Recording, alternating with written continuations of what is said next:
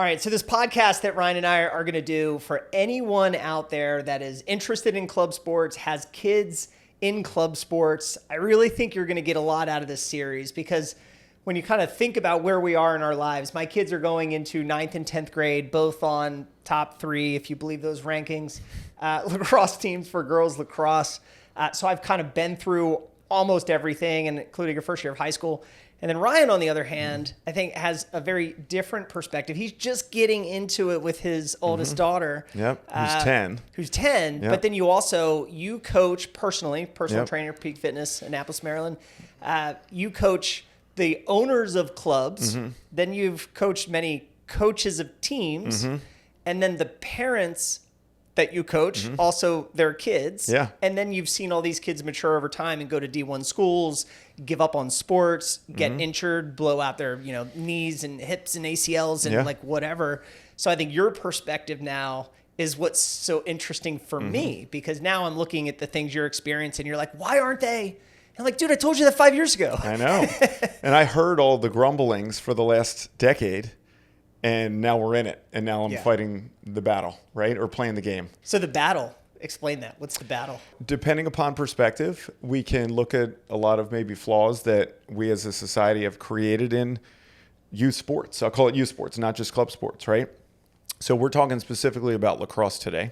But lacrosse wasn't the first sport that went down this road. So I don't want to blame it on lacrosse. Soccer, baseball, they're the same road. We got here through this journey to get kids better, right, and play at a higher level. And what we did along the way was we decimated rec sports. Yeah. So we slowly took kids out of the setting that you and I grew up in, where we played rec sports for fun early, played a lot of sports, enjoyed, wanted to see what we were good at and what we enjoyed along the way. The sport that I played later on in life, I didn't start until 6th grade. Now, if I brought that up to any parent or club coach, I would miss the boat by 4 years, right? Right. Yeah. So we've You created. gotta be on this team in 2nd grade, man, because if you're not, you're gonna forget miss the it. wave. You're gonna miss it. Yeah. I know. So we've created this system now where we're poaching both kids and coaches from rec sports, and everybody has this negative connotation with rec now. Like nobody's left at rec, which could be true or not. It feels, from my experience, it feels very true after 6th grade. Yeah. Right. So like before that, I think the kids kind of do both. Just hang out with their friends, right, in their local community. But then kind of after that, like I remember my youngest Lil, we finally had to say, look, this year you're not doing, you're going to get hurt. Like the kids are erratic, they're dangerous, right? You're at a higher level and it's boring. Yeah. And you're not learning anything. Like, hey, we got to stop it. Or you're frustrated by your teammates because they don't care as much as you. Right. So I guess in every family or every kid, you have a cutoff, right? Or a transition time. When is it time to leave rec? And that time has just been moved earlier and earlier, talking specifically about youth lacrosse, right? So the battle, I refer to it that way, is about having to make that jump or try to when I don't want to, because it shouldn't be that way. That's my take as a parent, right? I think that we should be able to play multiple sports and develop those sports and have a success-oriented setting, and do that for a few years before you're thrown into something that you have to commit to year-round. Have way more repetitions on the body at an early age that we didn't growing up. And from my line of work, we see a lot more chronic overuse injuries in kids younger and younger and younger that we would have ever imagined that we would have had. Yeah. Because we're doing the same motions over 12 months now, right? So the battle is fighting that off as long as you can, but not missing the wave. So that's the battle that now I'm fighting as a parent, where I used to just help kids along the way and manage this and then understand needs from a coach's perspective or a club organizer perspective. What do your kids need to get better, right? And I would assist with that. But now I'm living it like you've lived it for the last decade. Yeah. I always find it fascinating to try and define what you think you're getting from club. And, if I go back and I was trying to think about this the other day, if I go all the way back to the very, very beginning, why did we get into it? Well, we got into it mostly out of a social dynamic. Like it was, well, all the other kids are doing it, and I don't want my kid to be left out. That's like legit where it started. It's like, okay, well, we're not going to do rec sports because no one's doing rec. Everyone's doing this club thing. I guess we got to do the club thing. And luckily, we were on some good teams. Like the teams were really good, young. Oh, we can always talk about defining what good young means sometimes, and in most cases, arguably the case in the teams that my girls were on. There's a couple ringers that were studs, and they just ran it. They were a little faster, or they could control the ball a little bit better, and they just weaved in and out, boom, scored a lot every game. And everyone's like, oh, we're the best. Well, it was like 2 or 3 of those people are really, really good, and the rest of you are kind of average. Yeah. But yes, you have a good record. Yep. And then eventually things like break out. But like what I thought I was getting from club, what a lot of the other parents talk about, oh, you're going to be on this team, and then 10 years from now, let's really think about that, right? 10 years from now, coaches are going to see you because you're on this team, and you're going to get maybe a better opportunity to play D1 in one of these colleges.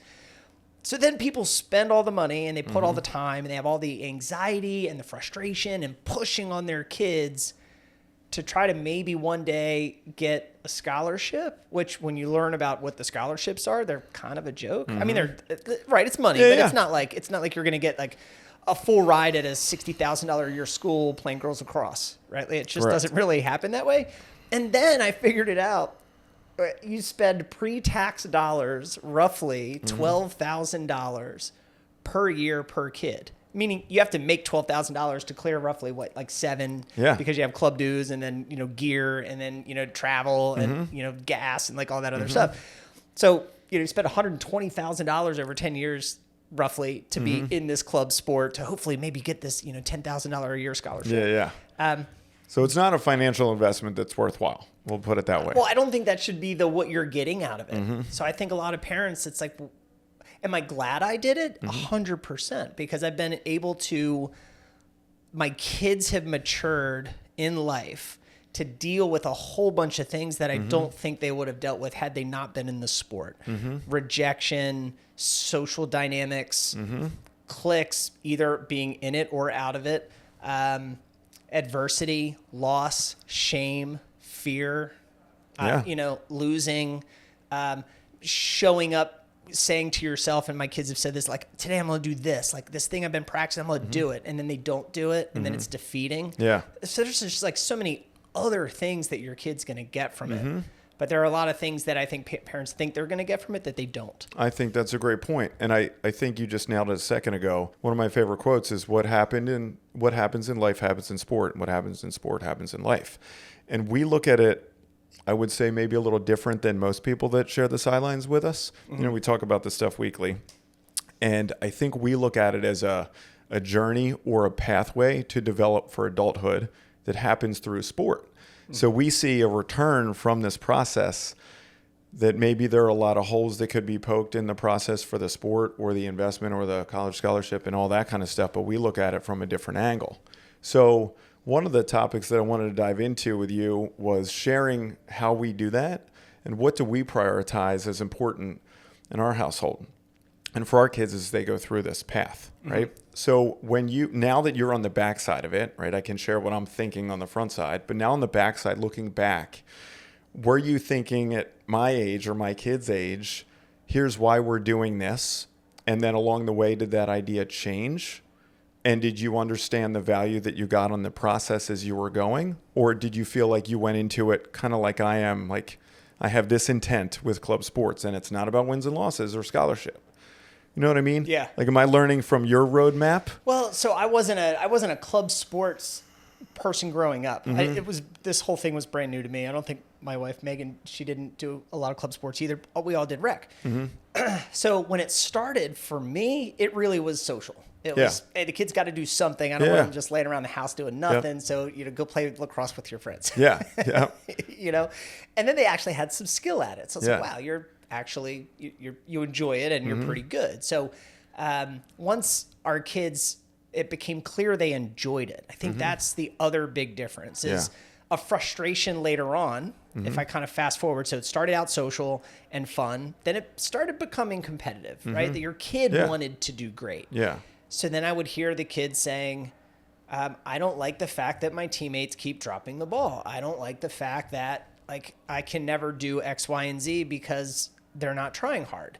And what you learn, or what I feel, is that so many people get into it more social than anything, but then it remains social for way too long. And then the kids that want to take it to the next level, the rest of the team's not there, so they leave. And I think that's why you see a lot of transition in club in like 5th, 6th, 7th grade. Yeah. And I think there's a dynamic of that where parents are trying to say, oh, I need to be on a better team so coaches see my daughter, college coaches. But I think on the other side, it's just the kid that's like, I'm tired of dealing with what I'm dealing with. Like no one's learning, no one's getting any better. Everyone's showing up, but no one's getting any better. Yeah. I'm putting in all the time. Not a lot of other people are, so I'm going to go. I don't know if I answered your question on that, but it really was. It was social that turned into their desire to do really well. And then that desire to do well transformed into so many other things, right? Whether it's practice or diet or mobility and stretching and strength programs with you or not, right? I had a daughter that just didn't want to do anything, and I had another one that wanted to do everything. And the more I pushed on the one that said no, the more they didn't want to do it. As a parent, like, come on, you got to get out there. And I got the opposite from it. Right. So it's not that you wanted it more than she did. It's that she just didn't want to do it your way. Probably. And I think you also get at a certain age, you do get a natural, like an independence thing, right, with kids. And they all are a little different. I think I surrender to experts. I have mostly my whole life. If I think you're an expert, like I lay down, like whatever you say to do, I'm like, okay, right. So I'll ask you a bunch of questions. That's why I lie to you all the time. Right. But then it's like, okay, yes, let's go forward. Lil is like that. Tell me what to do. Tell me more. I'm going to do this. I'm going to do it perfectly. Ellie was more like, I'll do what I feel like it. I'm going to do what I want to do. Now, as they are older, they're all coming to the, I want to be an expert. Tell me what I should do. Right. But there's that middle phase that is just fun being a parent. Or very frustrating. I think that's probably a better word. So that kind of brings us into another topic of the parenting aspect of club, right? So let's talk expectations first. So as we get into club, we think it's going to be X, Y, and Z, and maybe it's not.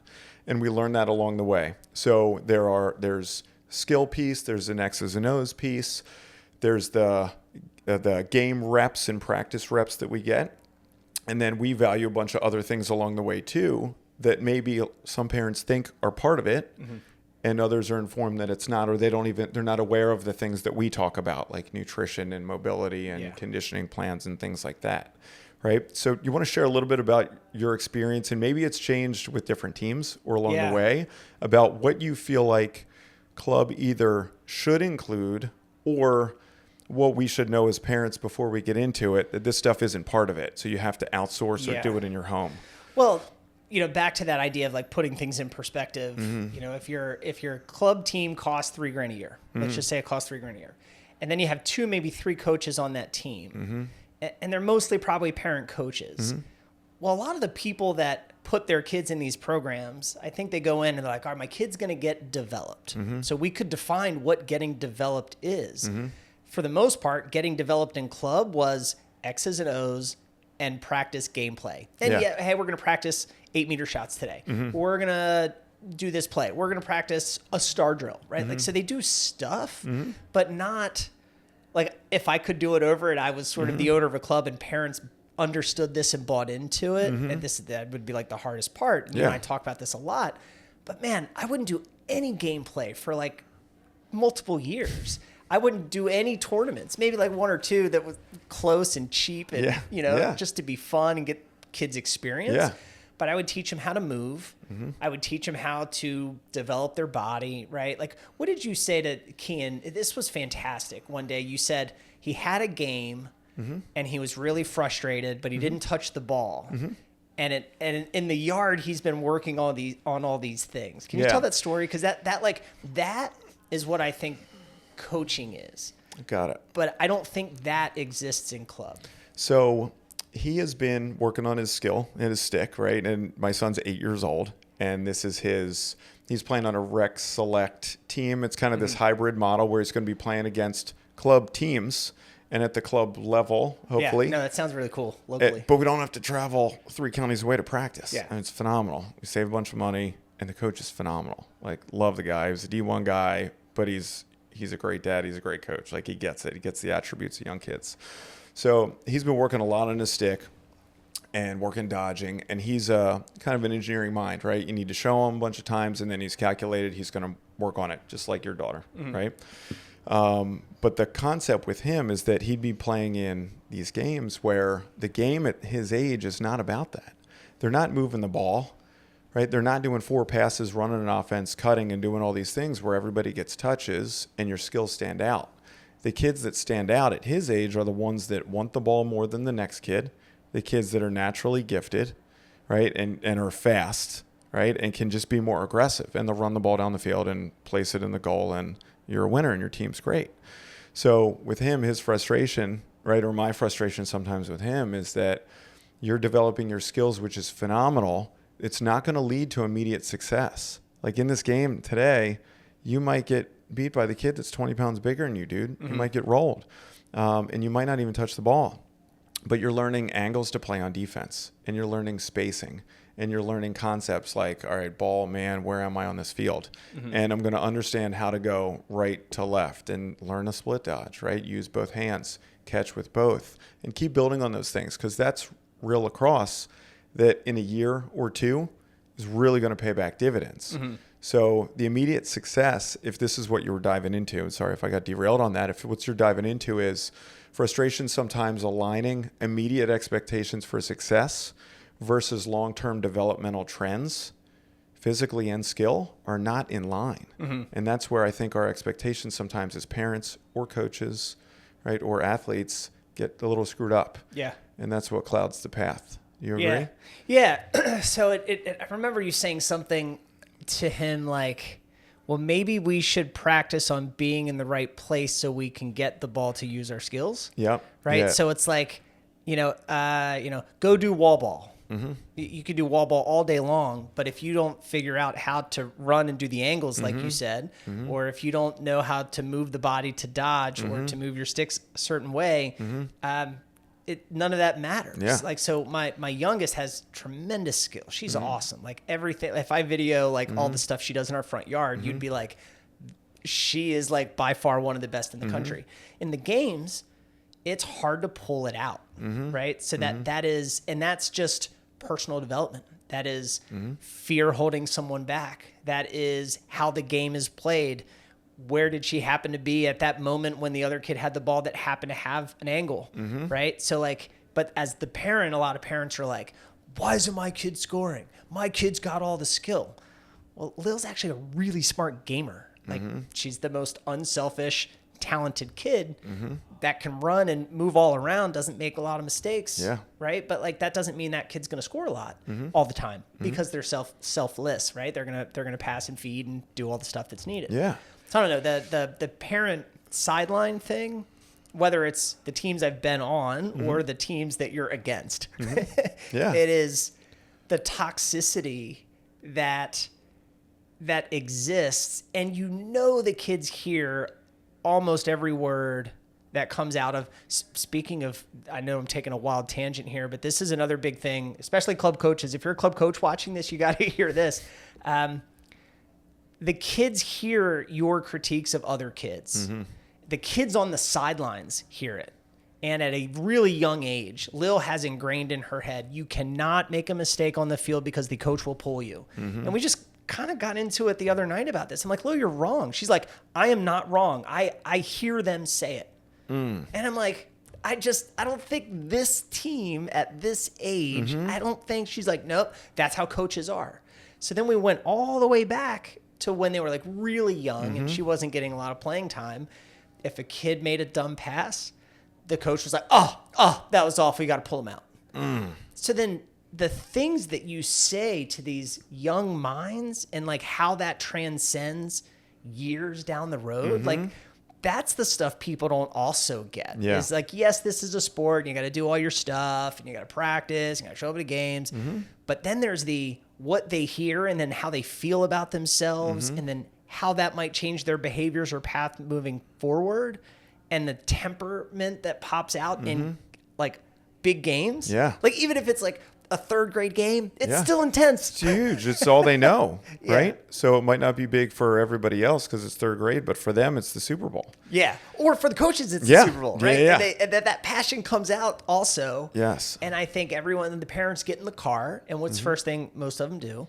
Gossip about everybody else. Why didn't your coaches do this? Why did so-and-so? Did you see that stupid pass? Oh my God, that interception. Like, oh, that's why you guys lost today. Oh, it's like nonstop critiquing, complaining, negative energy.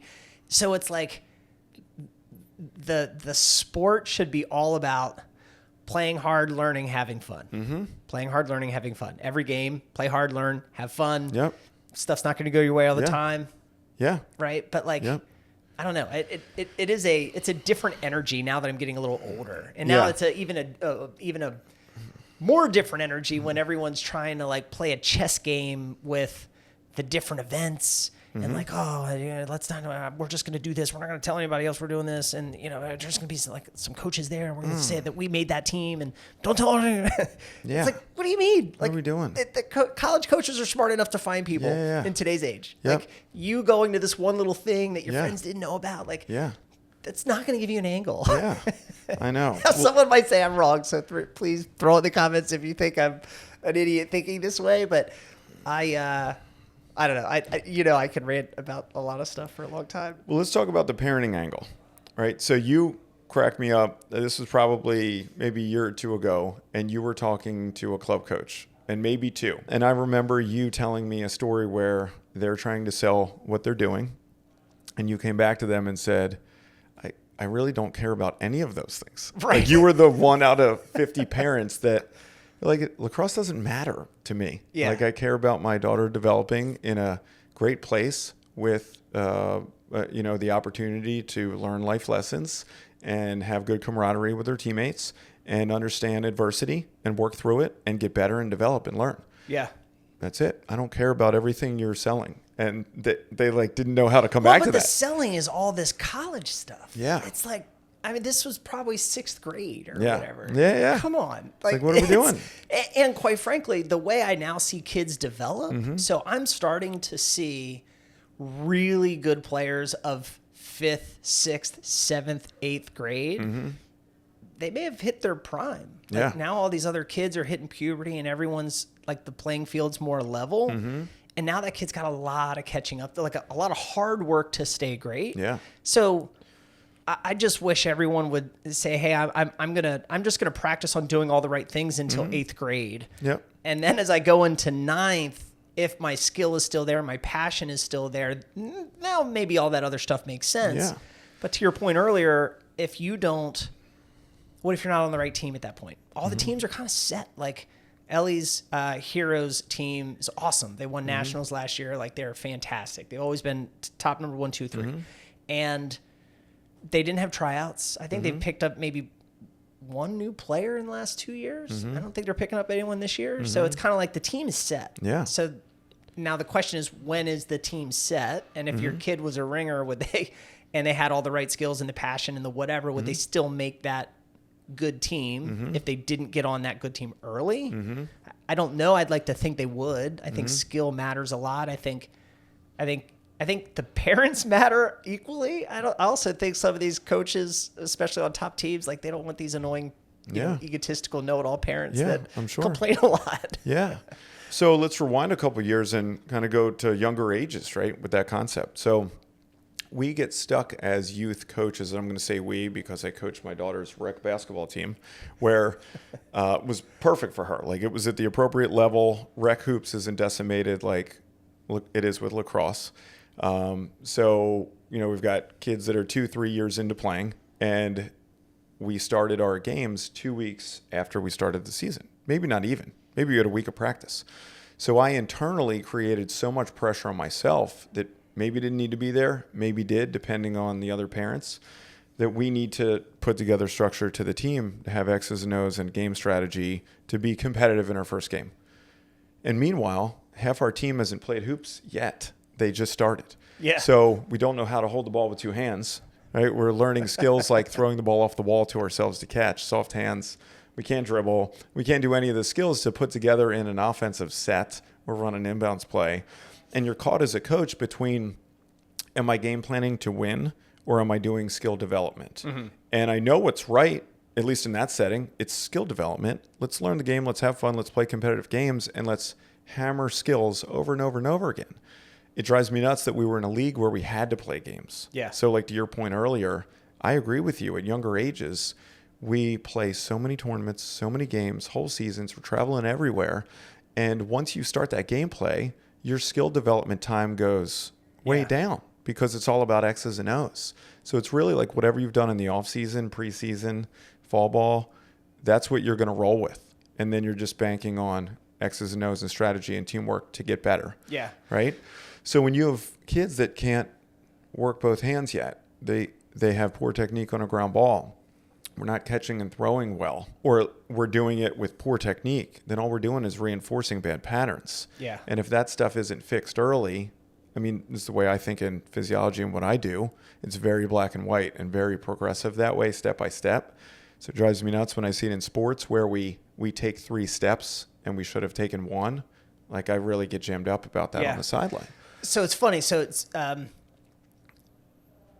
I believe that club is not skills development. Like that at my core. And maybe there are some clubs out there that are.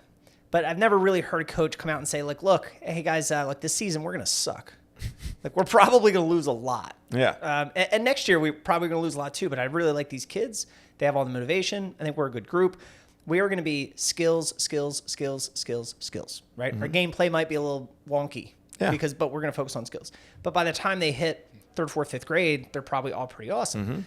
So Ellie, my oldest, she's like wicked fast, ridiculously strong, lots of good skill, but she hasn't put the time in until very recently. She's the one I've said, hey, go. And she was like, no. But now she's like all in. And it's fantastic. So we talked the other day about how when she switches, she leaves her stick low. Well, I've been kind of seeing that for several years. I would think coaches have been seeing that for several years too, but no one's ever really just seen that, corrected it, and then with pig-headed discipline, focus on it at every single practice to re-pattern the kid. So Ellie had a fantastic game it's called Juniors Open. She got player of the game, but she switched, dropped her stick, girl checked it out. Ellie's response was perfect. She's like, Dad, it's just not my muscle memory. I just have to do more reps. I'm not used to it. I know I need to fix it. Like, I know what I did. So there's like, but she has to reprogram herself from years of doing that. Whereas if you were focusing on skills development as a coach, you would see it and you'd fix it. You'd pull the person over on the side. And maybe you head into these practices like, hey, you 3, you couldn't pick up a ground ball last week. You're going to have an hour of ground balls today. That's it. Go do your ground balls. Yeah.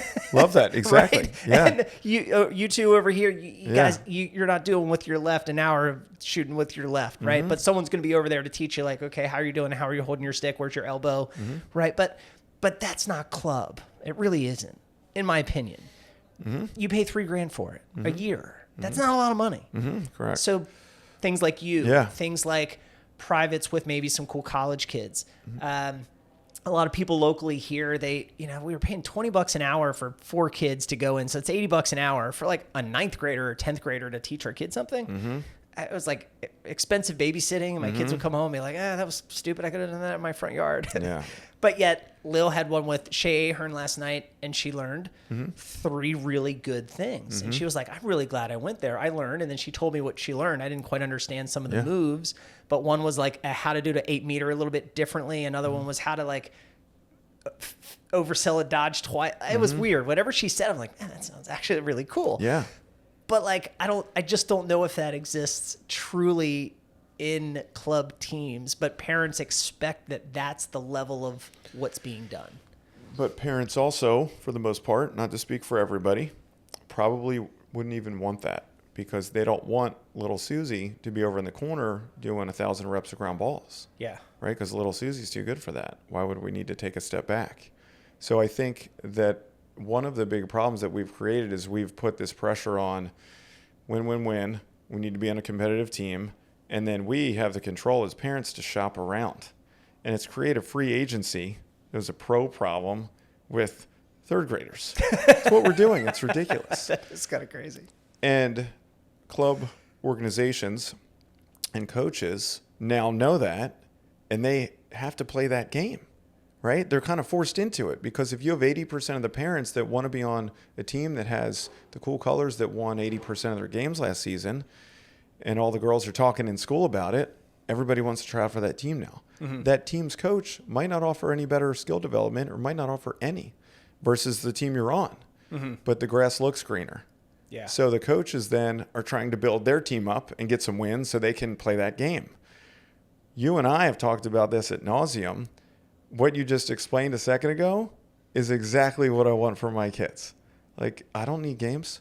Let me get in the corner and do ground balls. And actually, I'm going to watch as a parent so I can help reinforce in the backyard. Yeah. I didn't play the sport, right? So I want to learn so I can reinforce whatever the coaches are teaching. I want to be a sponge. And let's get on this development pathway. And then let's add what we can as parents to set them up for however we want to define success at later years.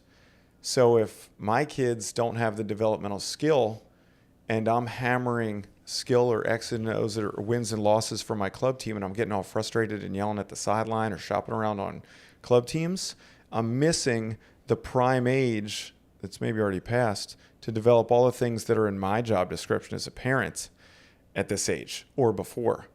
So we're faced with adversity. We lost a lot of games this year. How do we handle that?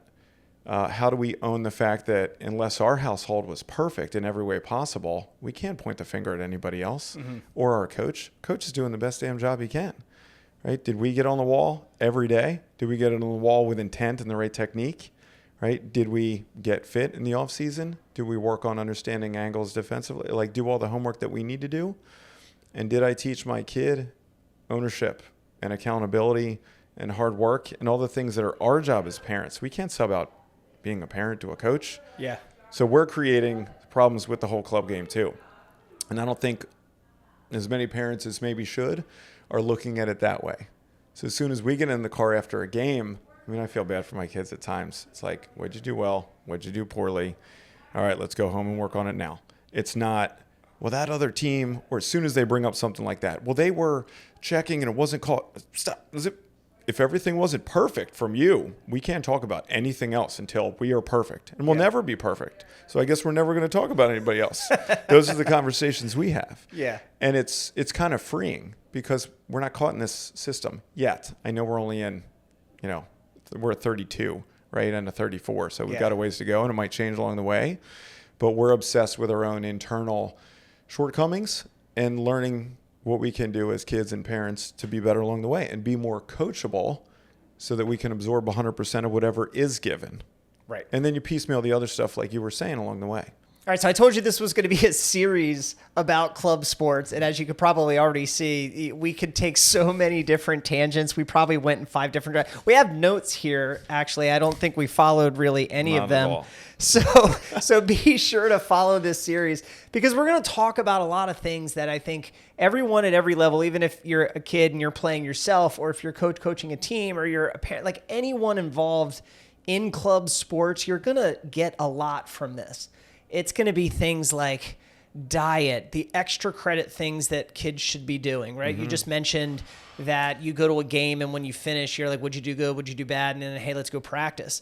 Well, sometimes is it more practice, or is it body movements? Is it strength stuff? Is it confidence building, right? There's so many things that go into that we're going to get into.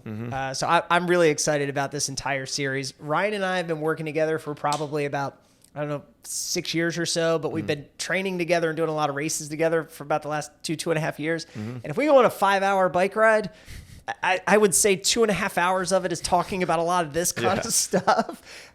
But when we bring things up, we research it and then we bounce it off a whole bunch of people and we really dig into the why and the weeds of everything. So I think you're really going to enjoy what's next. Yeah, love it. Stay tuned.